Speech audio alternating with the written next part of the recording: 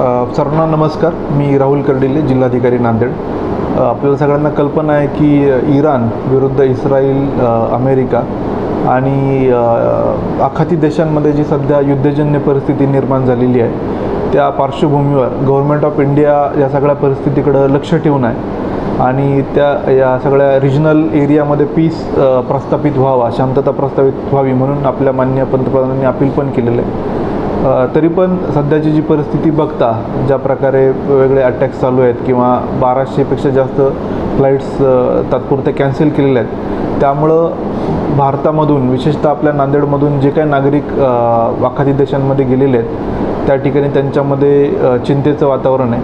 त्या पार्श्वभूमीवर आम्ही 235-077 हा नंबर पण जारी केलेला आहे आणि त्या सगळ्या जिल्हा प्रशासनाकडून आवाहन आपण केलेलं आहे की या सगळ्या नागरिकांनी आमच्याशी संपर्क साधावा. त्यांचे जे इश्यूज आहेत किंवा तिथली परिस्थिती याबद्दल त्या आमच्या कंट्रोल रूमला अपडेट करत राहावं.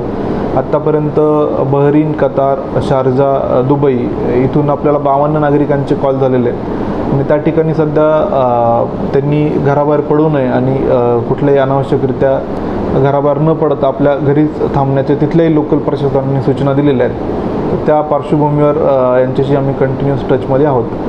तर हेच सध्या आव्हान आहे की इतर जे नागरिक आहेत त्यांनी आमच्या माहितीसाठी आम्हाला आमच्या कंट्रोल रूमला संपर्क साधावा आणि आपल्या तिथल्या परिस्थितीबद्दल अपडेट करावं, जेणेकरून आम्ही गव्हर्नमेंट ऑफ महाराष्ट्र आणि गव्हर्नमेंट ऑफ इंडियाला आम्ही या गोष्टी कळवू शकतो.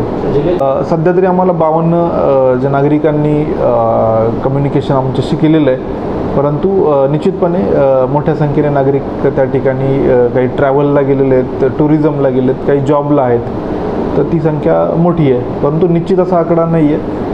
मला असं वाटतं की लवकरच आपल्याला जो ॲप्रॉक्झिमेट आकडा आहे जो जवळपास तो निश्चित कळेल, कारण डेली आम्हाला कंट्रोल रूमला कॉल तिथून येत आहेत.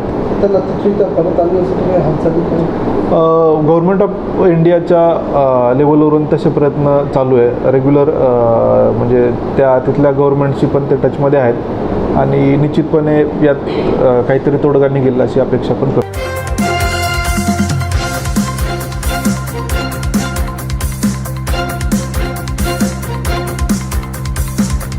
समाज साधना न्यूज, समाजहितासाठी सदैव अग्रेसर.